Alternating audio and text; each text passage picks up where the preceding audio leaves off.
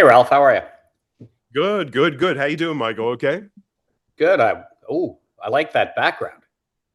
Yeah, you see that R&R? I see that, right? That's us. That's you know what? I'm sorry. I'm just trying to fix something. It's Yeah. my initials, and it's also our program, so it serves two purposes. Oh, there you go.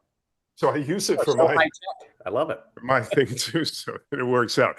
And they don't have to see my stupid kitchen every time we get on the air. So they I have love no the need kitchen. to see where I I like cook. it. I like They the don't kitchen. need to. They don't need to see where I make my meals. It's okay. We have to have some privacy. You look like you've been. Oh, is that your wife's hand there? Yes, that was her hand. That was her hand. The phantom hand. We're helping the neighbor here, and she's doing it. I'm not helping. I'm just. Yeah, I think I'm okay. Okay, she's my tech princess. Because without her, I'd be two cans in a string. We said that. How you feeling? How was the trip? Oh, it was great. It was beautiful. Yeah. In fact, I posted on my Instagram reel. I went to a place. We were in Mallorca, of course, and I went to a place there, and I struck a pose from a movie, and I was trying to get people to figure out if they could tell me what movie it is and what character I'm playing. Nobody can get it. They all think it's White Lotus or White this or Uh, something else. But no, it's not exactly obscure, but it's a great old movie, and I found the cove where it was shot. oh, really? Okay. Yeah, Yeah. Was it hot as hell? no, no, no. The temperature was No. perfect. That was gorgeous, and Oh, the beautiful. the Mediterranean temperature. I swam in the sea every morning. It was fantastic. Just gorgeous. Hmm. Fantastic. I say we started already. I won't even have an official start. We started already. I want to know about the vacation. It's all part of the show. But initially, Yeah. as an Italian American, I know you can't identify, but as an Italian American, Michael, Yeah. Columbus Day, I'm sure you may agree. Columbus Day has to stay where it is, and I hear they still have controversy about this issue. They're still trying to tear down the statue on Columbus Circle. They're trying to do all kinds of things to my people, and I object. I can't stand it. Just your thoughts on the Columbus. I'll let you know mine. Tell me yours. Well, frankly, I think the Italians, your people, get too much credit for it because let's face it, it was the Spanish who funded his. It was the Spanish, Ralph, who funded Don't his tell trip. anybody that you're actually telling the truth. You can't have that. That's right. The Spanish they funded his trip to the New World, and of course, I was just in Mallorca, a beautiful, beautiful island, just off the coast there of Spain, part of Spain. And yeah, so I don't think it should be called America, which it should be called El America, because my objection is I think the Spanish deserve credit for this, not you Italians. I don't know what you guys were doing, making pasta or something, but there was the We Spanish funding Columbus to find the we rest of the world. we were making something called pasta bazoo. We used to call it in my house. No, you're right. Technically, of course, I can't argue. But here's the thing: since it's traditionally been our day, Yeah, since we adapted this day, we stole it. Okay, we stole the damn day. We cultural stole. appropriation, cultural appropriation, Ralph. Yes, we've stolen the day. We've stolen the day. But since it's established, it's our day. Don't you think they're swiping it out from under us just for the hell of it? I mean, they try to get back at us for the mafia, whatever they're doing. Don't you feel that it's kind of a slight against the Italians anyway? Yeah, absolutely. It's ridiculous, and people Okay. forget now because these kids today who hate Columbus because oh he didn't really discover America. America was there. It wasn't even America, but there was this landmass that was there. But he was the first European to sort of stumble on it. Although I think he thought he was in China. But in any That's case, true. again, not exactly a guy worth celebrating. Sometimes I think, Ralph. He gets off the boat discombobulated. Where the hell am I? I don't know. But no, you're Dies right. yeah, dies of a venereal disease. I don't know, Ralph, Yes. why you want to build statues to this guy. But in any case, what these woke, stupid, ignorant kids forget is that Italians were miserably treated when they came to this country as immigrants. They were looked down upon. They were considered subhuman by the people who were here before the Italians. and they built up a, a great immigrant society through, on the whole, hard work. Maybe a little cement mixing here and there, if you know what I'm saying, but Yeah. through the old-fashioned way, hard work. And Italians have every right to celebrate someone to be proud of, who changed the way we actually changed the way, literally, Ralph, we saw the world. And that It's was, so true. yeah, It's yeah, so true. We came here as mongrels. They called us mongrels. yeah, This absolutely. is at the turn of the last century, and I mean the century before, and it just was inhumane the way we were treated terribly. Yes. And, if you want to get into the roots and the history of the mafia, which are fascinating, there's a book called The Honored Society, which is about the history of the Sicilian mafia. Great, great book.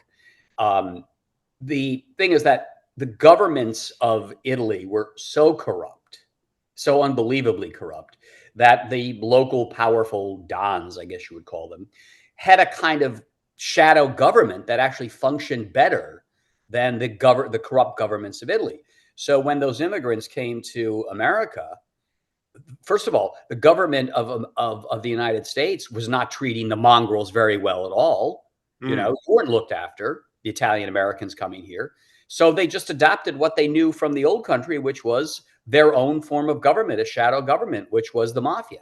And yes, we have this image of the mafia as being brutal, and don't get me wrong, they were, but they did make neighborhoods work for people. When the police, which were all Irish, by the way, who hated the Italian immigrants, the That's police right. were not going to look out for the Italian immigrants.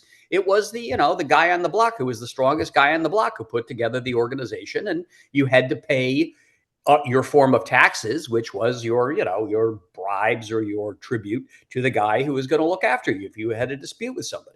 So you can understand the roots of it. But yeah, I've never been one for knocking down statues. I was actually appalled. There's a piece in the New York Times today I was just reading before we started our podcast. This guy has salvaged statues of Columbus in his hometown. I think he's out in Ohio. And Mm. they had the kids had torn him down and beheaded the statues. I mean, beheading a statue, that just shows the kind of hatred and violence that comes from the left. When they were given free reign by the Obama administration to tear down those statues, they didn't just have them removed, they attacked them. They cut them up, because of their absolute hatred for all things about what made this country great. So no, I think we should celebrate Columbus Day, and I think we should call it Columbus Day. It doesn't have to be called Indigenous Peoples Day. I still Yeah, call it it was Columbus Day. silly. Yeah, It, and I'm not big. Yeah. Go ahead. I'm sorry.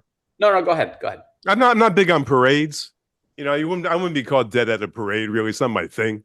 But they infiltrate the parade. They have protests, everything. And you mentioned the Irish. The Irish and the Italians clashed. Yeah, You said it perfectly. The cops were not going to protect the Italians at the time. The Italians were on their own, yeah. complete on their own, and they were, believe it or not, it's a terrible subject. They were hanged almost as often as the black people when we came over. Not quite. They were actually lynched, the Italians, believe it or not. And here we are. We want one day out of the year, and you can't give it to us. I don't know. My father used to say about the mafia, if anybody ever approaches you, you tell me, because I want you to have nothing to do with those people. And one time in my house, some guy, my father must have owed somebody money, Michael. I have no idea. I'm 9 years old. I'm innocent as can be, in New Jersey somewhere. And some guy, shady character, comes to my house, and he sits at the kitchen table with my father. And my father said in his voice, get out of here. We got something to talk about here. Get out of here. And I went to my room, but I had my ear pinned to the door, and I heard my father owed money. And he said, you know something? After the meeting, he said, you know something? That's the guy I wanted you to avoid when I told you about avoiding certain people. So don't do what I did. So, the Italians get a bad rap. We're great artists, we're great writers, everything, architects, attorneys, everything. I mean, wouldn't you agree that we get a bad rap, generally speaking? Amazing. The people in the Midwest think we're all mafia. Yeah, yeah, yeah. And you're amazing bocce players too. You're amazing bocce. Tremendous, tremendous. You World bowl, class. you World bowl, class. you bowl underhand or overhand? I don't know, but I've never played, believe it or not. What? A lot of things. I'm not a big Sinatra fan. I don't do the normal things that the Italians do, not necessarily, but still in all, I still identify. I still identify. You don't shake people down for bad debts and stuff like that? Not lately. I may try today because I need some money, but no, no, no, no, not at all. The But Italian look. I mean, this is when you talk about immigration. I'm certainly not someone who's anti-immigration. I think it should be legal, but the country would not be the country it is today without Italian Americans, without Jewish Americans, without, frankly, the Irish. They get a bad rap too, although they did behave pretty abominably yeah, towards and I think what we're discovering is a lot of Hispanic migrants who came here legally. They support Trump because they came through the hard way. They came through legally, and they don't want to see their fellow Hispanics coming in illegally, jumping ahead of the line, not doing the things that they had to do. And the other interesting thing that my liberal friends just can't understand, they assumed that, well, these Hispanic people, they're poor, so they're going to vote for Democrats because Democrats will create a welfare state, a dole, and give them money, so they'll always vote for Democrats. Well, it turns out a lot of Hispanic people are deeply Catholic and deeply conservative in their social beliefs, and they're not so crazy about transgender kids who can play on the girls' volleyball team. that's And that's right. one reason why Trump got their support. Yeah, no doubt, no doubt. Why don't you throw something at me? I have a bunch of stuff to talk about, but throw something at me if you want. I'll tell you what, before we leave Columbus Day, though, I'll tell you a little bit of New York Oh, City. okay. Tell you a little bit of a little anecdote from New York City history. I think you find interesting. You know the famous Columbus statue up at Columbus Circle in Of Manhattan? course. Yeah. Yep. Well, there was a guy who worked up there who noticed a very odd thing, that the Columbus statue seemed to change position gradually over time. And he noticed that it used to face south, and then a couple of years later or something, it was facing north. And he brought this up. Somebody was connected to the city, and they went up to check it out. Turns out that the Statue of Columbus was never anchored to the pedestal. So all that traffic in Columbus Circle created a vibration that actually made the statue Really? shift position over the years. You would think there was somebody sabotaging, but no, it No, just was naturally moving. yeah, they never secured it, so it could have toppled over at any time, but it just moved That's a good around and one. had a good view of the city, a 360-degree view of the city. So before there was, Yeah, that's a there you good go. one, Michael. I never knew about that. It's a good one. I used to All go right, there Frank. and sit. I used to wait for my next appointment. I used to sit there on Columbus Circle, right there. It was one of my favorite spots, just to pass maybe 20 minutes in Manhattan. Absolutely, absolutely. So, all right, a couple of things that I think we should discuss, and I'll throw this at you. What do you think about the indictment of our Attorney General, Letitia James, from the Trump Well, you Justice? know, well, you know where she's coming from, and you know her deep, deep hatred for the president, and you Mhm. know it's retaliate. You know the president's going to retaliate every chance he gets. He's going to get his revenge. That's his mo. I'm sorry, we talked about that a couple of podcasts ago, but I think she deserves what she gets. But me, frankly, I would not pursue it if I was. If you're talking about from Trump's point of view, I would not pursue it from Trump. If I was the president sitting there in the White House, I would say, let that go for now. Let the whole system play out. I'm not going to get into this whole thing. Revenge is not going to be my forte this time. I would let it play out. But as far as deserving it, she deserves it. But she's done what they all do: lie about their actual residence. Wouldn't you Yeah. say that she's guilty as sin? Listen, I mean, you're innocent until proven guilty, so we have to give her. Right. But I mean, from the outside looking in. Yeah, I think they all do it. And but listen, at the same token, they were appalled that Trump inflated the value of his properties. I mean, pretty much anybody, if they want a loan, wants to inflate the value of what they have to get the loan and deflate They it all do it. if they want to pay lower taxes. I mean, but they were appalled that Trump did it. And now they're like, oh, well, it's okay for Letitia James to declare residency here to save on taxes. Everybody does it. It's the hypocrisy of the left. I am of two minds about this. I do. I agree with you in the sense we cannot have a Justice Department that just targets people and you Yeah. go after and just say, okay, I don't like this person. Let's dig up something on him so we can go after him. But that is precisely what Letitia James did against Donald Trump. Ralph, she was elected by saying, I don't have any evidence that he's done anything wrong, but vote for me and I'm going to find something on him to bring him down. So Yeah. what's good for the goose is good for the gander. And I shed no tears for the fact that she's going to be caught up in the legal maw. And I would say the Democrats started lawfare, and I don't think they were going to stop. And I think what Trump is showing them is, okay, you want this fight? We can bring it right to you. We can give as good as we get. If you want to continue down this road of lawfare by prosecuting people who you don't like, you ideologically disagree with, we can do the same to you when we're in power, and we will. But the Democrats started it, and I saw no evidence that the Democrats would ever stop doing it. In fact, I guarantee you, Ralph, if the Democrats get control of the House of Representatives, their very first move is going to be to impeach Donald Trump on something. That's what they'll do. I wouldn't cry a river if they got her good. I would probably say she deserves it. But frankly, I just it bothers me when scores are being settled constantly. I just can't stand it. But in this case, you're persuading me because she deserves every single thing she gets. She ran on the fact that she was going to get the president. Yeah. You are so right. That was, and that's why she is where she is. Oh, Letitia is going to fulfill her promise. She's going to get Trump. This is what we want to do. We want to get him, and this is the woman to get him. And that's why she's sitting where she's sitting right now. But she's in trouble. But what do you think the outcome is going to be?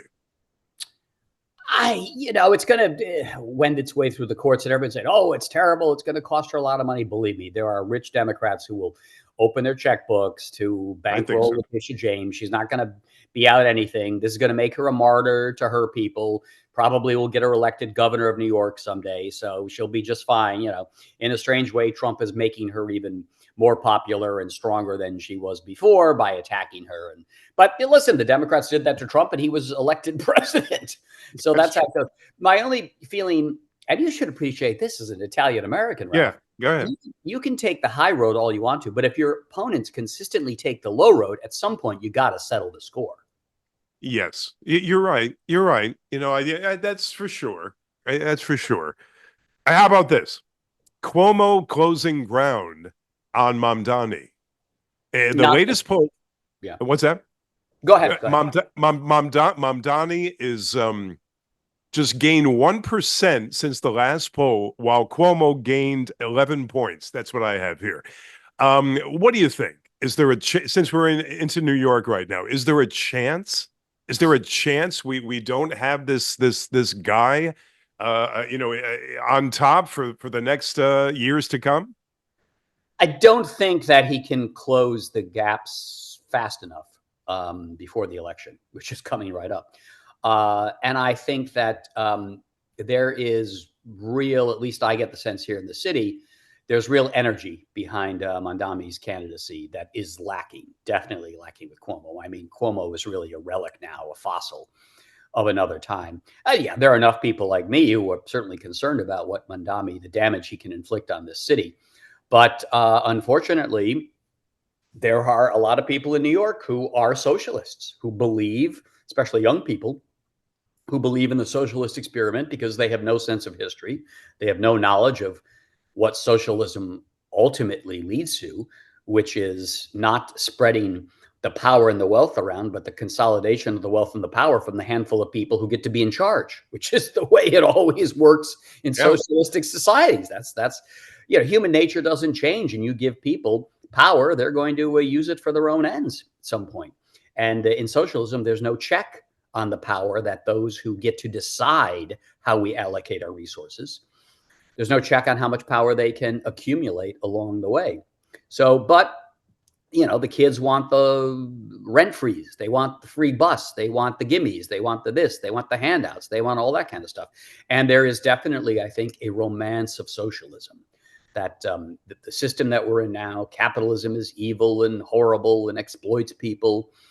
And we have to try this great socialist utopia. Sad to say, those of us who are smart enough to realize this way never works. We're going to suffer at the hands of these people who want yet again to try the experiment of a socialist utopia. I don't think Cuomo can overtake Mandami. Mandami will be the next mayor. All the young people into the free stuff. They love that. All you have to do is promise them the world, and they're with you. Well, I became a writer originally. I never in a million years thought I deserve somebody, the government, to support me because I want to be a writer. I had to work at it. I had to get paid for it. I always believe in, as an actor, as a writer in the arts, you're not a professional until somebody pays you for what you do. That's right. That's it. It's the definition of a professional. Somebody thinks what you do is good enough to be paid for. But these kids times have changed. These kids now think, well, I'm a poet, and the government, society should support me because being a poet is so important. And I should have a guaranteed income so that I can write to be or not to be. Well, you know what? Shakespeare, what they don't realize about Shakespeare, he was a businessman, right? He was he was a great producer. He knew every shilling or guinea or pence or whatever they would have called it back in those days that was going through his box office. Yeah. Yeah, and he cast women in men's roles. I mean, that was fantastic. And the thing with Bill Shakespeare, there was, this is a guy who actually, well, I don't want to get too deep into this, I'm really in the weeds, but this is a guy, you are right. He thought practicality was in even Shakespeare's mind at the time.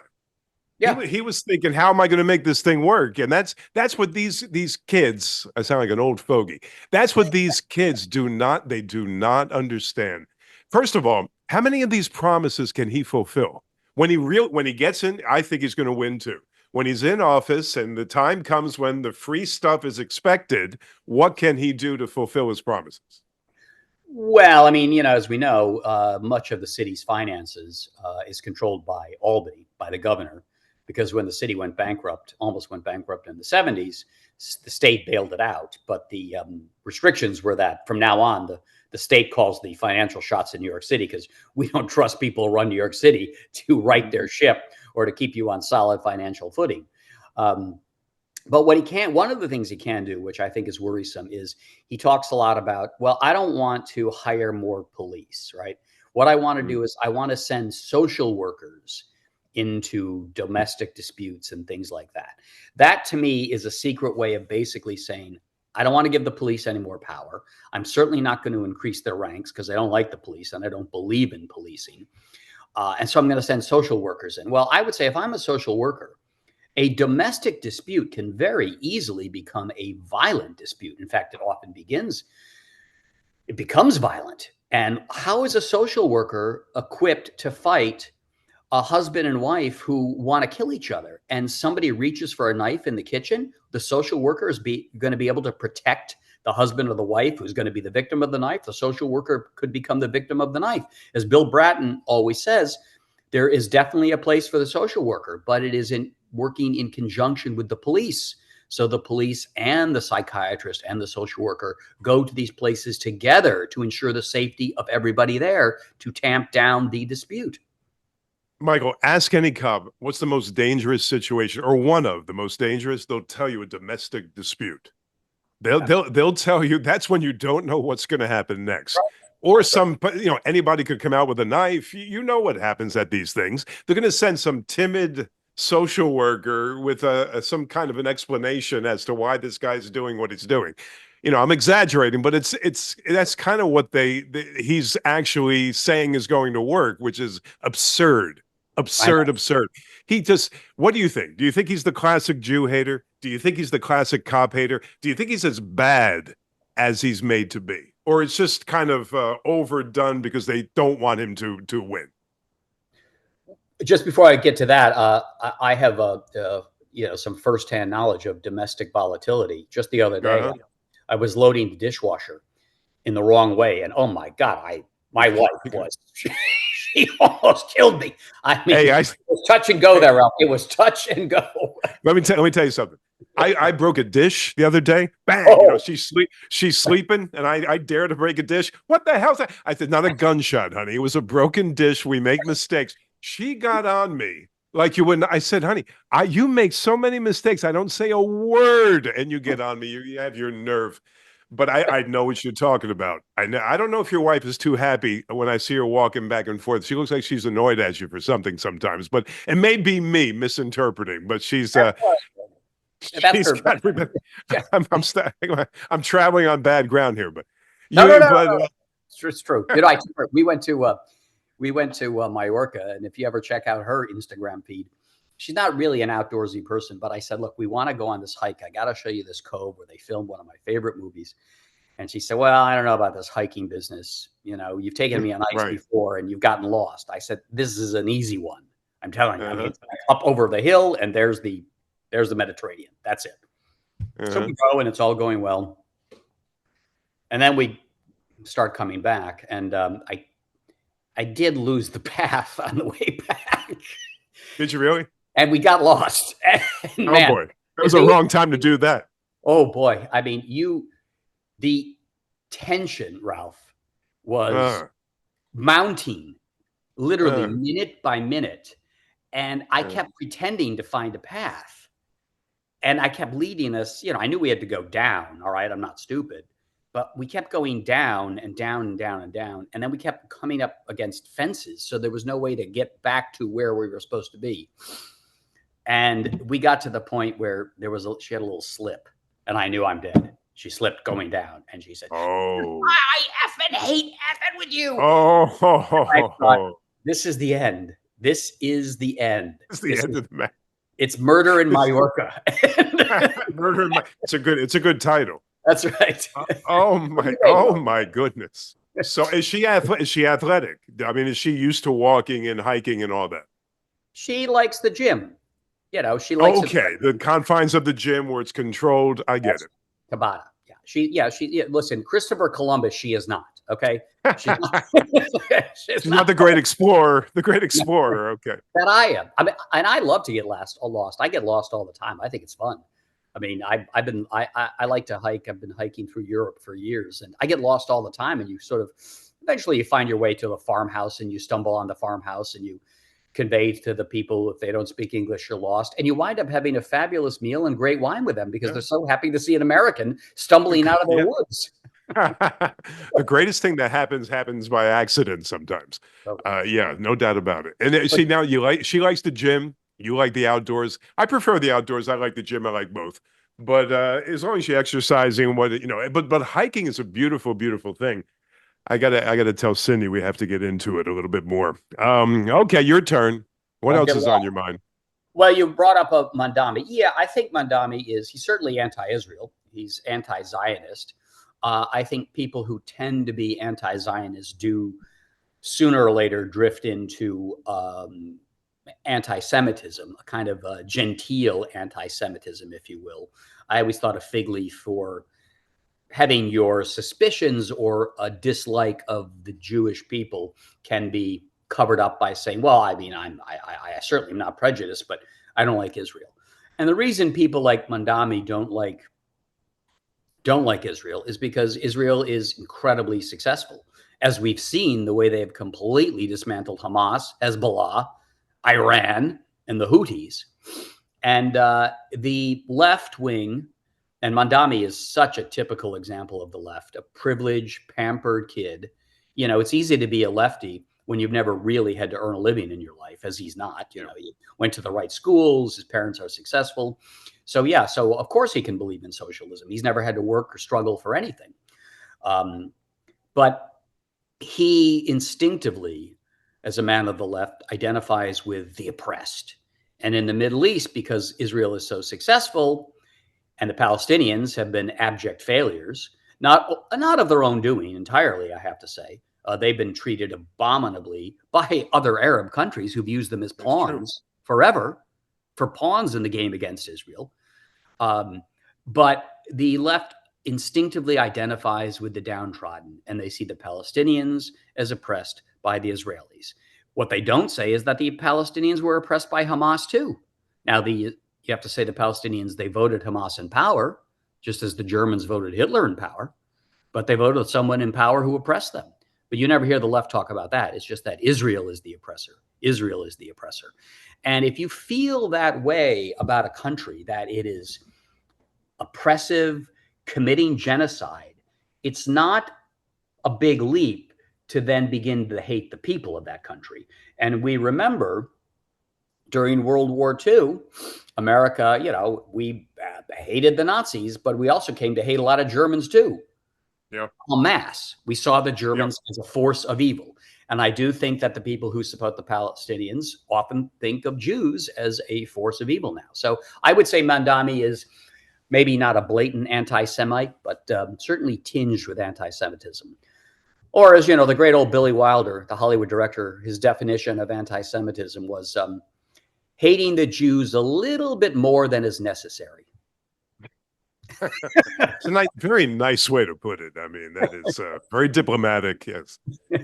Some of my best friends are Jews. One of those things. Of course, But Billy Wilder was an immigrant from Hitler, and he was Jewish. That's true. His other great line was about the Jews in the 1930s Germany. He said the optimists wound up in the ovens, the pessimists wound up in Beverly Hills with swimming pools. Oh, I saw a documentary on the Holocaust. That stayed with me for 2 days. I mean, people they have to go back and see what actually took place. Some people let's say the people that are 30 and under, they have no clue as to that whole subject matter. They have no idea. But again, that's me being an old an old fogey, Michael. That's the way it goes. I got one for you. Go ahead. Yeah. I was just going to say, I'm as you know, a big supporter of Israel, and the fundamental reason Israel exists is because for centuries, Christians tried to kill the Jews. That's true. And not only Christians, but the Egyptians too. They tried to wipe out the Jewish people, and finally, after 6 million were slaughtered in World War II, the Jews said, "Never again. We're going to have our own homeland." And they built, I've been to Israel a couple of times. It's a fantastic country. I mean, I just love it. It's vibrant. It's lively. It's got a great art scene, got a great tech scene. It's a wonderful, wonderful country. And over the years, I think that Israel would have been happy to invest in the Palestinians. They would much rather have a successful neighbor who thinks, why do we want to be at war with someone when we have a great country? The Jews were willing to do everything they could to build up the Palestinian state. But when they would get there, the Palestinians say, nope, at the end of the day, we still have to hate the Jews. That's the that's the ultimate. But yeah. I actually worked for a Jewish theater company. It was the best experience. It was fantastic. I was the token goyim, and I was the one. I was the guy, that took all those parts, and it was fantastic. It was a great experience.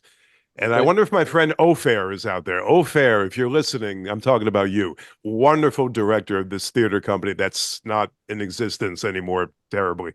But anyway, I can't remember now, but it was in right in your neck of the woods.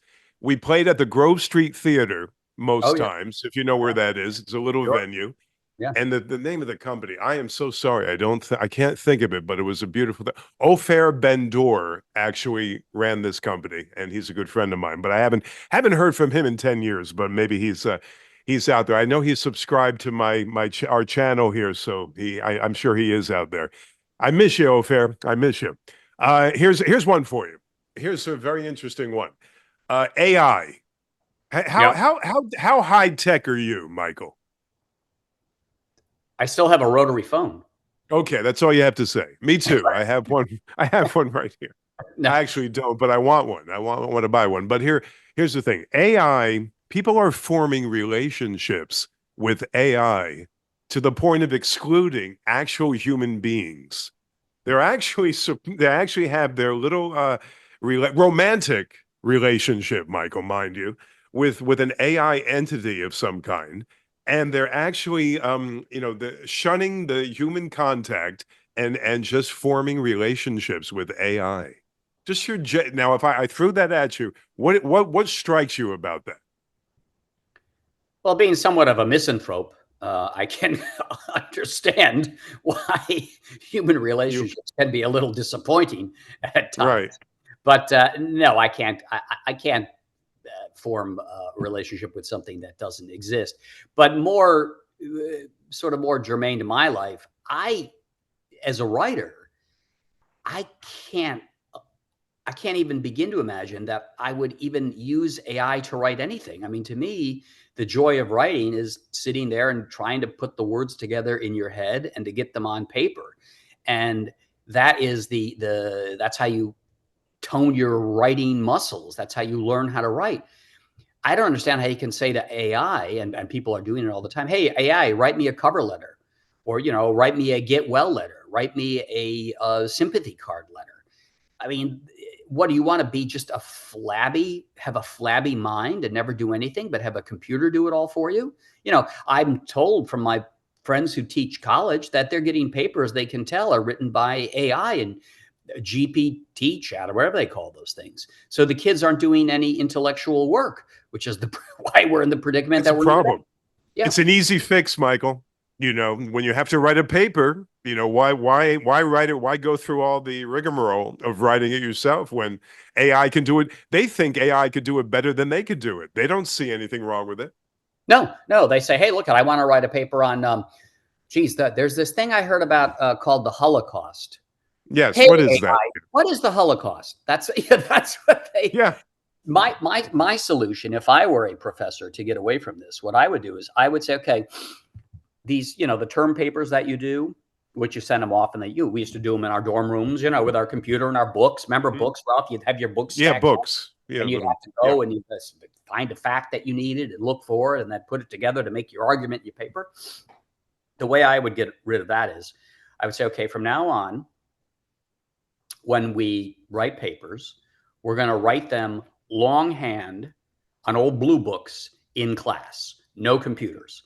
So you're going to have to come to class prepared, having studied on this thing that you're learning about called the Holocaust. And then I'm going to write the question, the topic of your paper on the board, and you have 1 hour with your pen and your blue book to write your response to the question I wrote on a blackboard. That would eliminate AI in the classrooms. Yeah, that they would have to really, the teacher would have to be very, very in on that kind of a thing, or willing to do something like that. They can't write either. They can't write in script, the kids. They Yeah. can't write in script. They can't, barely. They print everything and it looks ridiculous. But I think, I think if you limit your time, it could be a great tool, but it can become all encompassing and overwhelming. And then you get lazy. And then you say, why do it myself if the computer's going to do it for me? That's what it comes down to. And also, these kids were weaned with their face in a screen, Yeah. Michael. Yeah. Yeah. Yeah. Not in a book. I mean, I grew up with my face in a book. That's what I loved to do as a kid. I loved to read. And I always maintained that I really only became a writer because I was a reader to begin with. So, but, on the other hand, look, I don't believe you can stop the march of technology. And back in the day, I used to love to go to the encyclopedia and look things up. And you'd look up one thing, but you could be lost for a couple hours because Yeah. look up one entry and then that would lead to another entry. And you'd look at the entry above it. And that was interesting. The entry below it, the entry next to it, whatever. Frankly, like everybody else now, when's the last time I opened an encyclopedia? I just go to Wikipedia, type in the thing for Wikipedia. So I use Wikipedia. So I can't say that I'm so pure that won't come a time when I'll say, hey, AI, I really can't be bothered to write that thank you letter. AI, write it. But I hope not. I certainly will You never remember, write, never would I write. know you know. Yeah. Here's one. Yeah, I'm sorry. Here's one for you. And Scientology, L. Ron Hubbard. You know the name, I'm sure. It Sure, was yeah. an AI. It was an AI version of L. Ron Hubbard, and you would swear. And it was not. He was actually speaking against Scientology, which he was the founder of Scientology. And you would swear, because I know a little bit about it. I had girlfriends in the past Scientologists, but he was speaking in derogatory terms about Scientology, and you could swear that this was the guy. How do we know what's real and what's phony? That's the question. So that's an excellent question. I mean, I find it creepy that people are going to see holograms of Whitney Houston in concert. I mean, That's right. Dead people. Why do we need people alive when we can go with the dead person? Marlon Brando can do the next film. A friend of mine went to see one of these Whitney Houston concerts, and he said, "I swear to God, it was watching Whitney Houston up there." Mm, We think of holograms as Princess Leia in the Star Wars when she comes out of R2D2 and you can see through her. That's not the technology now. I mean, yeah, Whitney Houston looks like Whitney Houston on stage. You can't see; she's not diaphanous the way Princess Leia unreal, was. It's a unreal. frightening world. It And really some is. people think that why, that's good enough. It looks just like her. It's exactly like her. What's wrong with that? I don't know. It's just it's very And frightening. also, I don't really know a whole lot about AI, but what bit I've read about it is that the computers now are becoming human in the sense that man evolves. We learn from our mistakes, we improve ourselves. The computer is now able to, AI is able to learn and improve. And it's really the great Stanley Kubrick who got it in 2001, The Space Odyssey, when he says, you know, open the hatch. And the computer says, I'm sorry, I can't do that, Yeah. Hal. Yeah. Oh, yeah. And AI doesn't talk like we used to think back in the old days that a computer would sound. It actually has a very, very human characteristics. Yeah. And Well, and that's the most frightening of all. as you brought it up, I guess it can say, "Hey, baby, come on over for a good time now." You could have sex with a computer. I don't know what they're doing. I Well, don't know. like I said, romantic relationships with why do I have to put up with the way human beings are going to hurt me when I can, but see, they can't even see, they are uncontrollable. These entities are uncontrollable. They'll actually take over a situation. And they're not always right about everything. We think because the machine would be right about these things, not always. They can No. steer you in the wrong direction. Yeah. I have a friend who was writing an article about the appointment of the new editor of Vanity Fair, and he used AI and sort of said, tell me about the history of editors of Vanity Fair and who the candidates or something like that. And AI spouted out and it said that job posting for editor in chief of Vanity Fair, pay is $15,000. And my friend was like, "What? That's how bad Condé Nast has become. They can only pay the editor in chief $15,000." And of course, it was a mistake from AI. There was Right. no. It just it collates all of these things floating out there and puts it together. So it's bound to make a mistake here and there. So as a reporter, I just don't rely on it. I mean, you got to double check your sources all the time, and AI can steer you in the wrong direction. So frankly, excuse me, can Wikipedia. There's a lot of mistakes I've discovered on Wikipedia. Were you the kind of writer who took time every day to write for maybe 2 hours, or did you do it when the feeling hit you? No, no, no. I deal it when I needed the paycheck. Oh, that's That's that's a good reason. It's a and good that's reason. right. Yeah, no, no. I only wrote when I had to, for the job. No, Well, I'm say not. well say when you were writing like writing your book, for Well, instance, right? Did you have a deadline? yeah. I had a deadline, and I had an advance, and it was a job. I don't think of writing as inspiration. Writing to me is a job like any other job. I do it when I need the money. I do it when I have an assignment and a deadline. I'm not I wish I were a creative writer and I could sit down and write great poems and plays and novels, but no, I'm not. I'm a journalist, I'm a reporter, and somebody calls me up and say, "Can you give me 1,000 words on this?" And I say, "Okay, when do you need it by? And here's my fee." That's how I generally do it. Now, when I came up with an idea for a book, you sell it around. Simon and Schuster says, "We like the idea. We'll give you an advance. Go off and write it." That's how I do it. For me, it's a job. I mean, I really believe what the writer Somerset Maugham said: if you wait for inspiration, you'll never write a word. It's just the act of doing it. It's going to work. Now, Somerset Maugham, he did write every day. He wrote from, I believe, 11 to 2 every single day of his life, every day. And he was regimented in that because he thought that's the only way you get it done. And I've learned as a writer all these years, you can only really solve the problems in an article or a book by the physical act of writing, by having your fingers on the keyboard and wrestling with that sentence, that paragraph, that chapter, that structure. It doesn't really happen if you're just wandering around waiting for inspiration to strike. You got to roll up your sleeves and just delve right into it. I can picture you doing the Kerouac thing where just the roll of paper and the constant writing and writing and writing.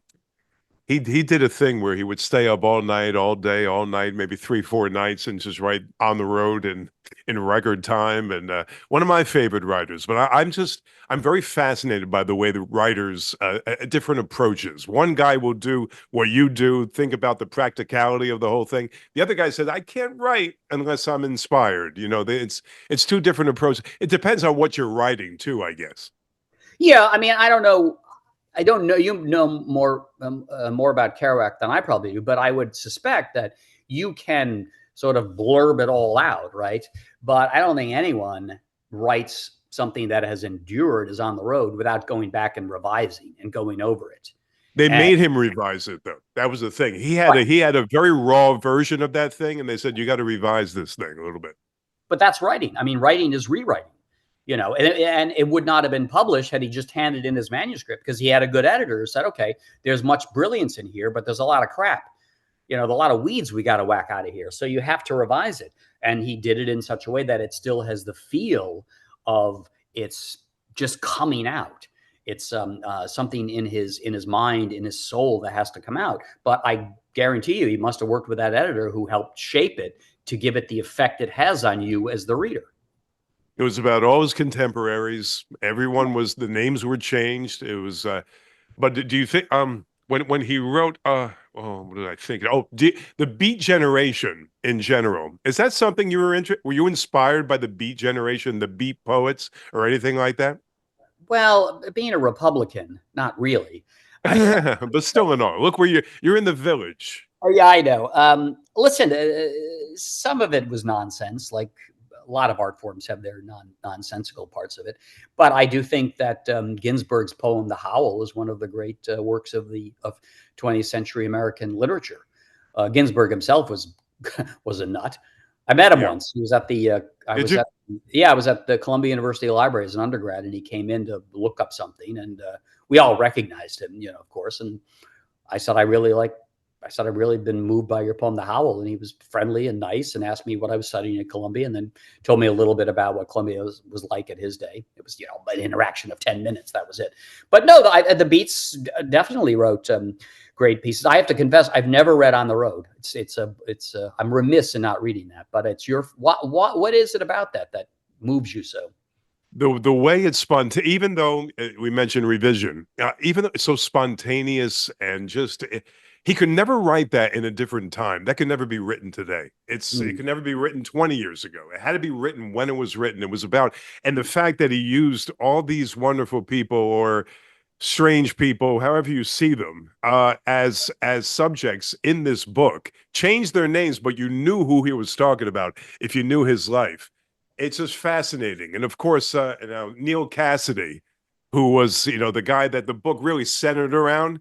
He Yeah. made, and now the name that he used, I can't remember. Moriarty, I think he used. The last name was Moriarty instead of Cassidy. But everything was just, free living and, spontaneity and everything else. It wasn't realistic. It was nothing that I was ever brought up with because I wasn't brought up that way. My parents were very straight and narrow, but there was something about it that really got me into acting, actually. More Hmm. so than writing. I write some plays here and there, but I'm not a writer. It got me into acting because of the creativity behind it. Right, right. I don't know much about Kerouac's life, but I don't think he was brought up in a freewheeling, free-spirited household, No, wasn't he? He was very no. conservative the way he was brought up, Very right? conservative, even after they thought he was going to give them what they wanted in the media. He said, no, I'm a Catholic. I'm a conservative. I live with my, he would go back to his mother all the time, Michael. He would go on his journeys and eventually wind up with his he called it his sainted mother all the Hmm. time. Interesting. Yeah, well, people are massive contradictions. Hardcore Catholic. That's And why they're he, better. and, That's yep. that's why it's better to get to know them than it is to get to know a computer. That's right. We need to deal with human relations here. Oh yeah. He would actually his mother was they would say that he had a strange relationship, if you know what I mean, with his mother. I don't know how true that was, but he'd always end up with mom. And I just saw this one thing where he was on Steve Allen. Oh If yeah. if anybody wants an initiation into what I'm talking about, just go to this one clip that he did in the maybe 1959 with Steve Allen sitting opposite Steve Allen's piano, and Steve Allen is plunking away on the keys, and he's reading excerpt the ending of On the Road while Steve Allen plays underneath him. Fantastic. Hmm. Wow. And also, I guess Fantastic. his favorite play, given his issue with his mother, must have been Oedipus Rex. Yes, it was one of his favorites. And I'm spreading rumors about a dead man. I have no idea how much truth is in that, but it's out there. But I was always Incest. fascinated by. Yes, we talk incest on the program. We talk everything on this thing. I'll tell you, there's a great line that George Bernard Shaw has. He once said, there are only two things you should not try in life: incest and folk dancing. That's right. And a hayride. You don't want to take a hayride. A hayride will bore the hell out of you. I'm That's what you Italian immigrants used to do down on the Lower East Side, take hay rides, Ralph. Take a hayride. I say that because my friend this morning, I was talking to a sports guy, Michael, and he said, "Oh, it's a good day for a hayride." I called the guy. I said, "A hayride? You got to be kidding! The last time I took a hayride was never. It was never. I never took a hayride." But to each his own. All right, I know you're a sports guy, Right. big sports guy. Yeah. As I bust your balls, but hey, some guy. I have no idea who this person is, but I learned a little bit. Penny, bad, Bad Bunny is going to perform in the halftime festivities of this year's or next year's Super Bowl. Do you know anything about Bad Bunny? Only a little bit what I read. I guess he's anti-Trump, right? He's an anti-Trumper. Very much so. Very much so. Anti-ICE and open borders kind of a guy. So I couldn't sing a Bad Bunny song if you put a Bad Bunny gun to my head. Well, it's all Spanish, first of all. Oh, well, that'll be great because a lot of people watching football won't understand a thing that he's saying. But I guess it's an excuse to go get some more chips and wings and beer when Bad Bunny's performing. Listen, I don't know. I'm old fashioned. I actually happened to be at the Super Bowl. I think it was Buffalo Bills in Tampa. It was down in Tampa when Whitney Houston sang famously the national anthem. I was there. That was the Giants in Buffalo, right? Giants in Buffalo. It was in Tampa. The game was in Tampa, and I was there for that game. The only time I attended the Super Bowl. And of course, being a showbiz kid, I couldn't tell you who won, but I certainly remember Whitney Houston, whom I did not really know of. I was good back then, so I wasn't really sure who she was. But man, I do remember that performance of the national anthem. And then I must confess, I watched with the Super Bowl. I never really watched the game. I watched the halftime shows. And I remember Diana Ross when they flew her up in a helicopter. She finished performing. They put her in the helicopter and flew her up. That was good. And then my old co-host, Len Berman, he always said that one of the great halftime shows was Prince doing Purple Rain, and it started raining. And he sang the song in the rain. He said it was amazing. There you go. And Michael Jackson, apparently his halftime show was sensational. Well, you mentioned Houston, you mentioned Michael Jackson, you mentioned the other person. These are Prince. These are mainstream people. Yeah, these are people that whether you like them or not, they're mainstream pop music or R&B music. Yeah, Bad Bunny's not going to sing one word in English. He's going to reside upon the Super Bowl is the biggest event of the year, and here you go. You're going to have a guy there all in Spanish. And I don't know. I have no idea who Bad Bunny is, but the NFL is the hugest entity in the world. They make mounds of money. Do you think the normal football guy who drinks beer and goes to the tailgating parties before the ball game is going to appreciate Bad Bunny? Or what does the NFL gain by doing this? It doesn't gain anything, but what is it going to lose, really? I mean, your stereotypical guy, as you paint him as a big old beer belly drunk in a pickup truck in the parking lot. Not every guy, but you get what I mean. I think he's going to be. I don't think he's paying too much attention to the halftime show, Ralph. I think he's more interested in the game than he is the halftime show. So well, you got me beat because I've never seen a Super Bowl in person, and you had me beat. Never. There you go. Hey, Ralph, I'm going to have to get myself together here because okay. I'm taking a gym class today. I know you're a physical fitness guy. Yes.